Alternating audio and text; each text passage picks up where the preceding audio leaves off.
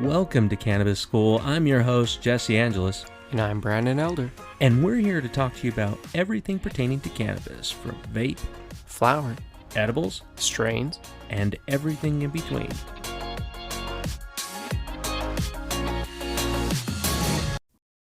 Plus, you can do a little yo dabba dabba on your pen, so it'll be good. Welcome back, all you coffee coughers. We are here.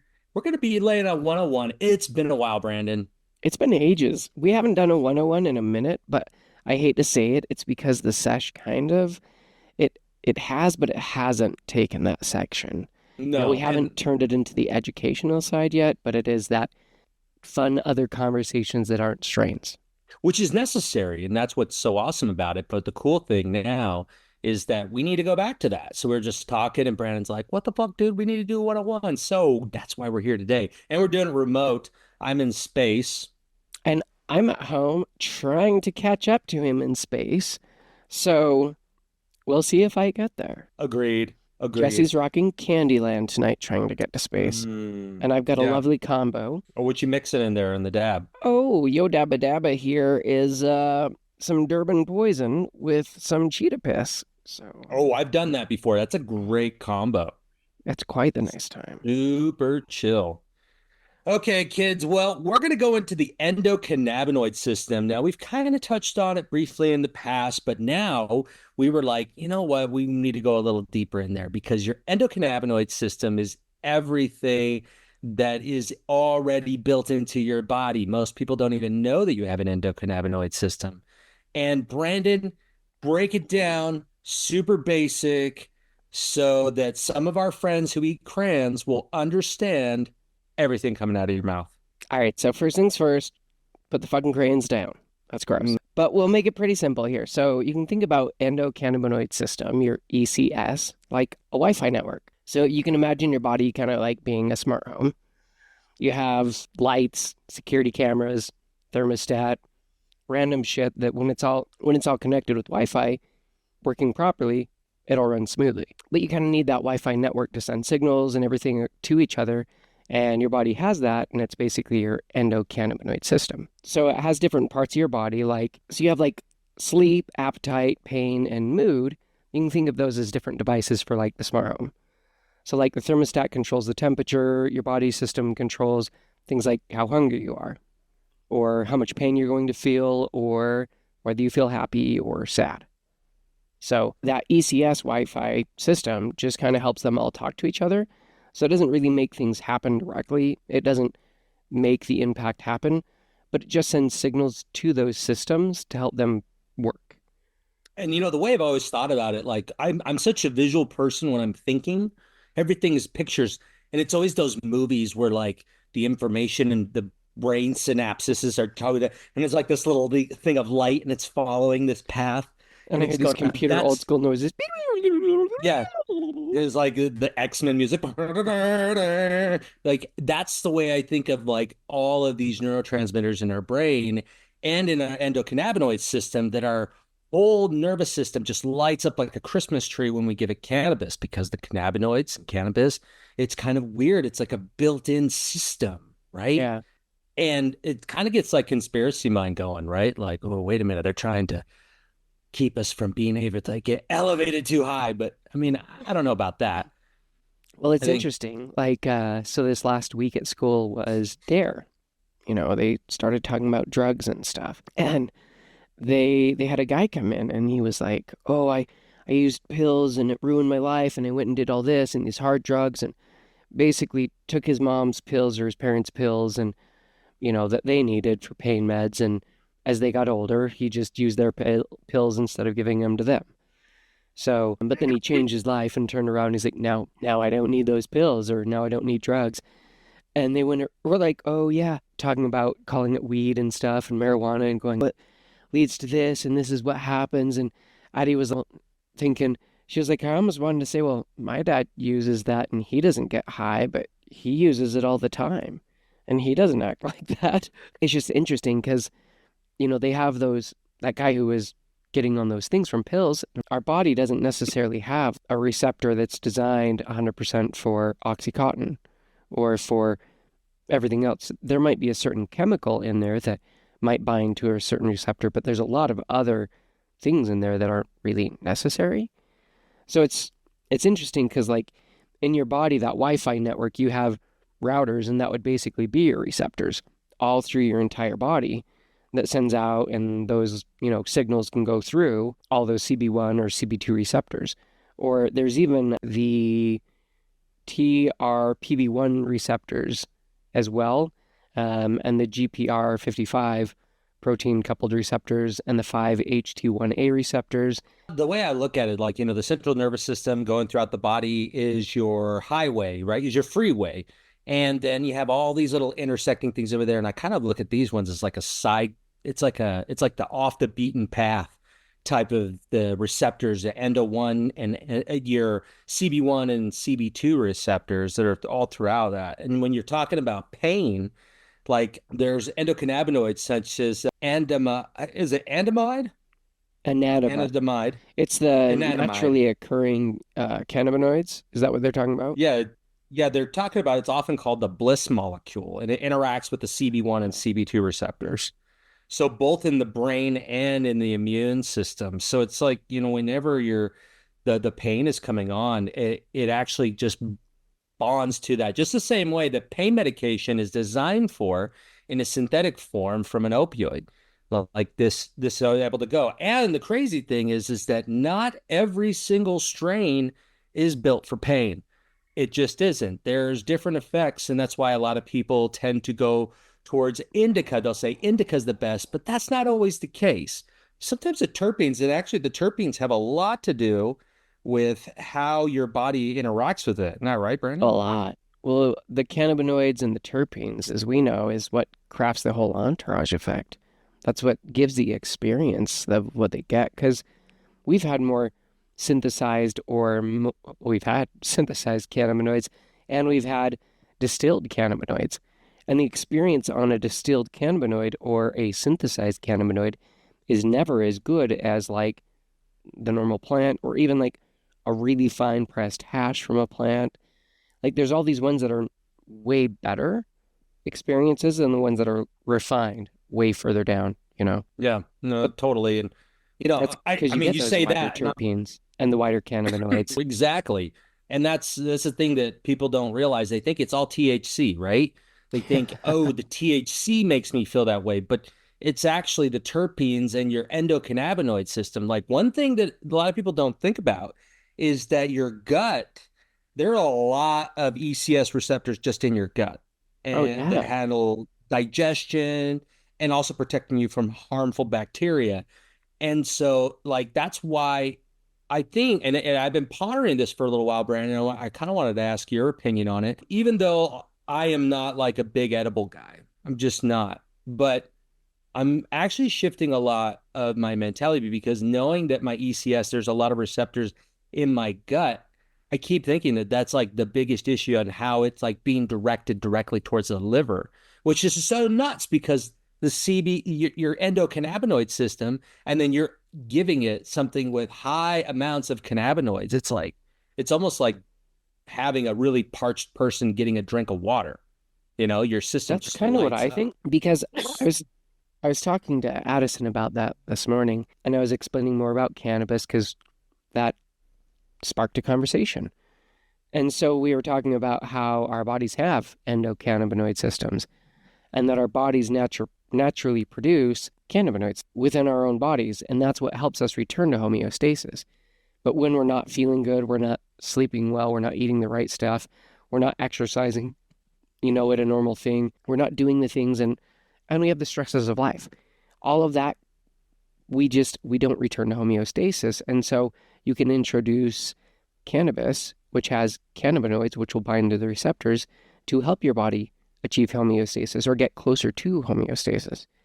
You can remove some of the more stressful or anxious thoughts. I was talking to her and I was like, I feel like depression usually stems from one thing. It's usually living in the past. It's past thoughts, past things that keep us depressed. Anxious thoughts are future thoughts, future moments and things like that. It's always just existing out of the now, but that makes it really hard to exist or have homeostasis. Like, how are you going to return to that if you're always thinking about the past or always thinking about the future. You're never going to get homeostasis because your body's always going to be stressing. And yeah, so introducing natural cannabinoids could benefit you if you do it right. Well, and that's why, having somebody along with you that is really well educated, because the other side of that coin is just lumping everything in together and thinking that, hey, this is going to be a cure, such as like for depression, people say, well, I smoke cannabis for depression. Cool. I would think that that person needs to be a little bit more understanding about the cannabinoids and the terpenes involved each strain. Those are the type of individuals that need to be looking at it, because this is a common thing where somebody will say, I use cannabis for depression and it just made me anxious. I couldn't take it anymore. I think just like any other medication, they're not supposed to be intended as the solution. They're supposed to be intended as a tool so you can address the underlying issues. And obviously, life is hard. Like, we're all humans, and there's times that life is really fucking hard. And we get in depressed states, and that's okay. Like, it's okay to live in depressed states at moments, but it's also okay to recognize that and try and better ourselves at times and go, hey, I've had this moment, I've sat in this, I've felt this, and now I'm going to allow myself to move past that and move on. But again, it's just like any other thing. They're not meant to be solutions. They're meant to be tools we use. Yeah. Well, but that's the thing though.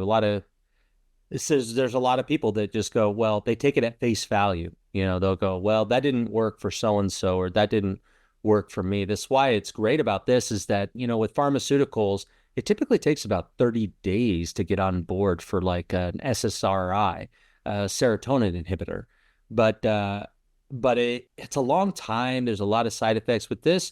You could try it and didn't have a great experience. Listen to our other episodes about how to be able to cut that back, but you really have a better chance of being able to check it out and do your research. You got to go over there, and you have a plethora of episodes on here to be able to talk about firsthand experiences with people who are going through it. Like, not every strain I enjoy. Every strain I enjoy. Well, and lean on microdosing too. If you're newer to that, like, lean into small doses, really small doses, and seeing how that affects you. Because like we've said, it's biphasic. So lower doses has the opposite effect of high doses.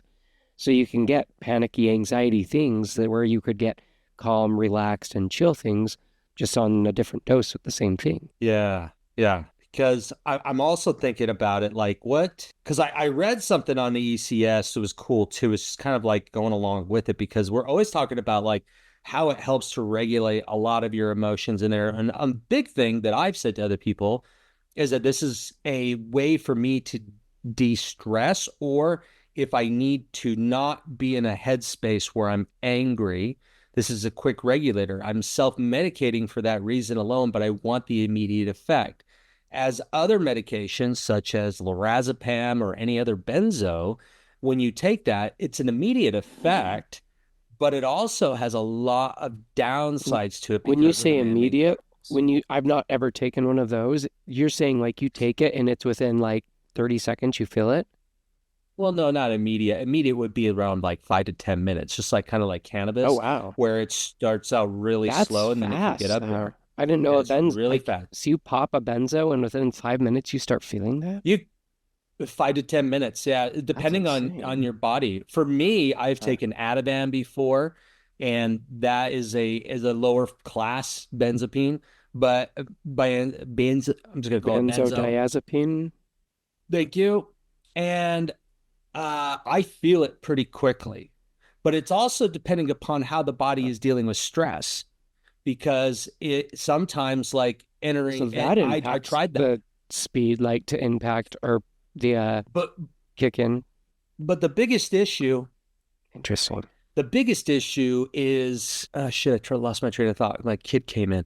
You're good. Side effects. Yeah, the side effects, but the side effects that you get from this one is long lasting. Plus, it also has a extremely high rate of addiction, and because when people think about addiction, they immediately go to heroin and they go to opioids, but they don't realize that benzos are by far one of the most abused prescription medications. It's a lot easier to get those than pain meds, And the high you feel on it is completely different. As like an opioid, you just kind of feel like kind of floaty, a little relaxed. But Interesting. when it comes to, yeah, but when you come to a benzo, it's euphoric. It's Huh. you feel okay, but the problem is that one time you take it can snow you for hours. They have other ones that are antihistamine. And Like you're so the just in a reason why I bring it, haze? yeah, you just feel Oh. dopey. Some Huh. of them I've taken. Remember when I was having panic attacks, like Yeah. say, and I realized what it was. It was an imprint from before. It was a A traumatic event. So, benzo helped? benzos did help. Benzos Huh. did help. I couldn't use cannabis for a Yeah. month, a little over a month, because every time I would try, it didn't matter what strain I was trying, it would immediately kick me in because I had an episode, I had a panic attack, and I was using cannabis at the time, and it just they overlapped, and it was too much for my system to take. Yeah. So now I don't use that medication because I don't want to, because it makes me feel dopey. Where I know that specific strains now are really good and I can take place of there. But I know when it's gone too far. And a lot of it, just like you said, Brandon, like people are always either living in the past or worried about the future. And so It's hard being not to. present, Like it's hard not it to. is, I know it throughout is my in a day, way, I notice that my head is like pops into the future or it pops into the past. Like it happens all the time. Not that I'm always totally. living in that, but that I notice that my mind is like, it jumps to that. And I know that if I do stay in those are typically where I find anxiety or depression or, but I can also find happiness and things in the past. Um, but that also can lead to other things. So, yeah. Well, and that's the thing too, right? That's what I've enjoyed about cannabis is that, I do know people that are extremely addicted to cannabis, because now it's become the only coping mechanism they have. It's just to get insanely high, doing like one grab dabs type fucking things. Yeah. And then they go, okay, cool. Well, fuck it. I'm just high. And that's just running away from it. And Yeah. it's, I don't know when what that even have you ever feels. been there? No, I've never done a one grab dab. Honestly, the highest I feel like I've ever been was maybe like, the 115 milligram brownie. The same night that my buddy Matt, had that and he passed out on the snow in the street, I laid down on the couch and listened to music for like 15 minutes because at the beginning, as it was ramping up, I was like, oh shit, like, Oh, and my heart was racing and I just had to breathe and lay there and listen to some tunes. And then it settled in and I was fine after. But that was also the highest dose I had ever taken at that time. And now I've right. never had anything even remotely close. Like, I don't feel any type of crazy euphoria like that. So, you know, Well, and let's talk about that because we had a guest on, and your endocannabinoid system can get a little bit more dulled as more cannabis you use. Is mhm. that correct, or am I off? No, you're right. So the amount of receptors decrease as the amount you use continues. So if you use a ton and ton, like if your dosing keeps going up, your body's going to decrease the amount of receptors. And if you use it all Hmm. the time, your body's going to slowly decrease the amount of receptors. And you'll notice that like you'll never experience that same high. But if you take, they say 30 days off, those receptors are supposed to come back, but I don't know if they truly do at 30 days. And even our buddy Casey, he took off a year from cannabis and he came back to it and he still felt like he could smoke as much, he could take high doses of edibles and stuff, and then didn't really displace him or make him overly high. So I don't know if you guys at home have done that, if you've taken a long tea break, have you noticed that like your experience, you're really high past that? Or have you noticed that Mm. you like it kind of is just like riding a bicycle. That you're just like, hey, old friend, Yeah. you know, good to see you. Well, and there was something I was looking at, like, what are some of the ways that the endocannabinoid system is affected differently in our body based upon consumption? So here's a couple of cool things that I found. Like, Mm. of course, inhalation, smoking, or vaping is the fastest way. It kicks in within minutes. Like literally, and people go, no, I felt it immediately. And I believe you hit that, but it's when you get to the crest, it's usually about Oh yeah, 15, 20 minutes, depending on, I mean, a lot of it has to do with what you eat too, yeah. as it also talks about like anything like hot foods, spicy foods, they interact with our endocannabinoid system. And there was another one. Well, I'm sure there's lots of foods because even like you've noticed that lemon juice affects it Yeah. drastically.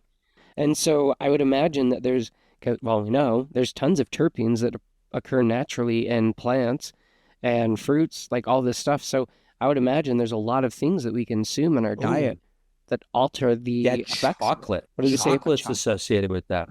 It just says that the ECS is like CBD oil is sometimes given. Oh no, that one's for pets. Sorry, I jumped a line. Some foods like chocolate and black pepper actually contain compounds that affect the Oh, ECS, hmm. which is why chocolate can be a feel-good treat. So that's another thing where chocolate is typically associated with dopamine, but dopamine is produced like by like cocaine or benzos. That's usually where that pleasure center hits and you like it. But cannabis never feels like that. It just No. feels like just depending on what you're smoking, right? Like I'm smoking on Candyland right now, and I like it because one, my cotton mouth's not really high, and two, I feel it where I can focus, but I'm not like, because that happens sometimes out of nowhere. Like you'll just Oh smoke yeah. something, you're like, whoa, that hit me a little harder than I thought. But yeah, I mean, Especially those new ones, and it like slaps you stupid, and you're like, "Hey, hello there. oh yeah, I no, love and this." and because of the ECS, I mean, of course, you got your smoking, you got your edibles, that we've talked about that 11 hydroxy THC, and Oh, that's you're affecting your EA. are you talking about like bioavailability? Or are No, you just no, I talking mean about like, just the effects, like different ways that you take it, how it affects your endocannabinoid system differently. Which you think about it, like when you smoke it, you're getting the delta 9, but then when you eat it and it processes into you have 11 11 hydroxy hydroxy? THC, Yeah. so your ECS will like it Or will when you actually take it tincture and differently. hold it under your tongue, Yeah, I and was about to say sublingually. It says like 15 to 45 minutes can last for like 4 to 6 hours.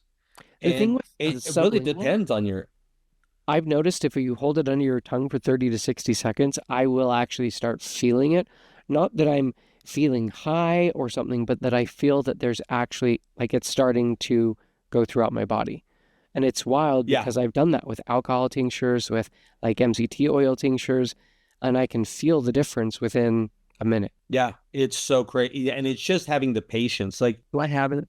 I got these like flavored oils that I want to use next time when we make tinctures. Okay. And they're food grade oil. They've got like orange and pineapple and all these ones, and they're like highly concentrated flavored oil, like even cinnamon Mm-hmm. oil. And I would Mm-hmm. see that being really great inside because I mean, the Oh yeah. concentrated oils are a lot stronger than you think. You don't just go bleh, because then you'll just get like my So senses are on bad. fire. Could you But imagine?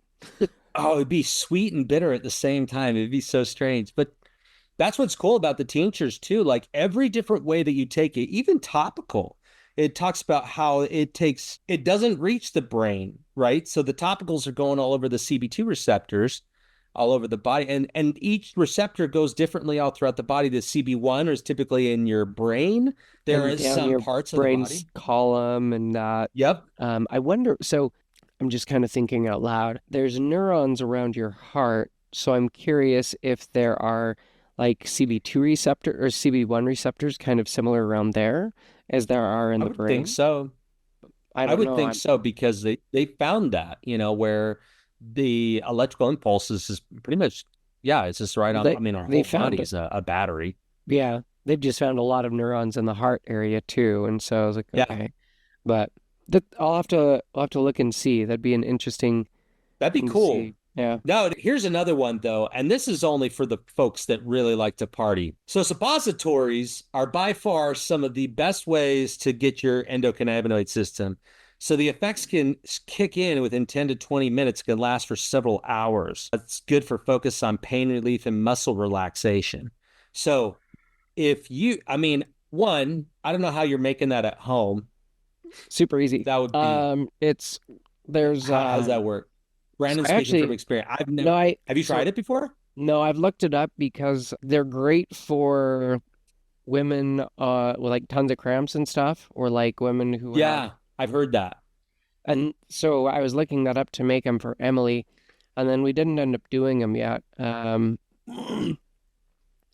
But so I've looked it up, and I don't remember if it's a type of wax or oil, but you just do that and then infuse it, and then you just bloop, pop it up, and then that's it. So it was a pretty simple thing. I've not actually made them for her yet, so maybe that's something we'll do. It'd be cool, like in the dosing way. I mean, like in suppositories, I don't know much about cannabis suppositories. I know that I there's a lot of don't either. CBD ones and stuff like that. And But, they have sex you in know, them, infused. yeah, has that ever worked for you? So you have to give it time to set in. So they put it on and then they let it sit for about 30 minutes. So as long as it's on there for 30 minutes and it has time to kick in, then great. You So know, it cooks on one side have for 30 time for minutes play. and Yeah, then and then turn her flip it over, over. baste her, put it on the other, let it roast. Oh, wow. Yeah. So no, you just they might have faster ones now, but that was I mean, last time I went to Denver and bought that was years ago. But the Yeah. fastest way, and this is supposedly the best way, I still have yet to see it in years since that first cannabis event we had here, but is inhalers because the bioavailability on an inhaler is like 99% bioavailability. And the only other thing that's higher is intravenous, like injecting yourself. But you don't inject cannabis into your bloodstream. You would just be stupid if you did that.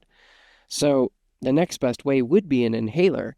And I was like, honestly, I think it would be weird to have one, but I would 100% use that because when you learn about how much bioavailability you lose when you burn it, when you eat it, when you do any of those, I'm all thinking, okay, if I could gain 60 to 70% of my cannabis back, that's basically what an inhaler would do, is give me 60 to So 70% of it back, and I could do that. so they've got like five big companies that actually have made inhalers with cannabis in there. Hmm. Most of them are CBD focused, Yeah. except one is called Arrow Inhaler, and it's a THC and CBD inhaler. Thing is, your dose, if you think It's about it, available in specific strains oh, cool. and for tailored effects.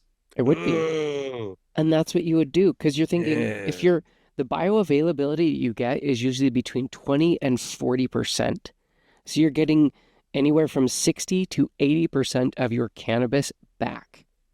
If you could use that, like that would be insane. Think of how much Yeah, you think of all the use. money you could have made Yeah, how much you would that save. investment. Oh, yeah, I know. Well, that was what I wanted to create because after I had seen the inhaler, that was what the bioavailability was. And I was like, if people actually understood that and like the science of it and that, they would go, oh shit. And you could use that at a restaurant, you could use that anywhere. It's just an inhaler. Yeah. Like, okay, cool. That that poor boy with asthma. He's Yeah, oh puffing on that shit. like crazy. He's taken He 6 gonna be puffs in like the okay? last few minutes. He's really struggling to What? breathe. What? You Yeah. know what? That made me think of this video I saw where this guy had hooked up one of those the big old water containers. You Hmm. know, they're like 5 gallon or something like that. The And they blue put them on 50, top. the Yeah, big yeah, blue yeah, ones. yeah. Yeah. Yeah, the big blue ones. And the guy had the bottom cut out, and then he put a fucking a banger on top, and then he pulled it and he filled it all the way, Oh, he and then did he was like just that. going, "Bruh, bruh." And dude, Oh like by the gosh. third time when he's all like, that's how he He exhaled. turned It it was just into a fucking, gravity dab bong. it was horrible. I was like, Yeah, you'd be drooling. That's the thing when people do those big 1 gram or anything over that hits. I'm like, they literally just seem like they're drooling. Their eyes are like, and they just seem like they are not all there anymore. Let us know if you guys have done 1 gram dabs. Like, what has that been like? If you're definitely not into whoa. that, like, let us know because I measured I think I told you this. I was making infused eggs really simply by just putting my olive oil in the pan as it's heated up, putting just some concentrates in my oil, and then doing my eggs in that. And I didn't measure it out, which was fine. I wasn't worried about getting too high. I felt nice. And then the next day I weighed it out because I was like, oh, cool, I should know how much I'm doing. And I realized that the scoop I had taken that was maybe 2/3 of what I had done the day before. I'm not 100% sure because I didn't weigh it, but like it was zero point 0.6 grams. So I was over half a gram, and that was smaller than what I had done the day before. And I was like, oh shit.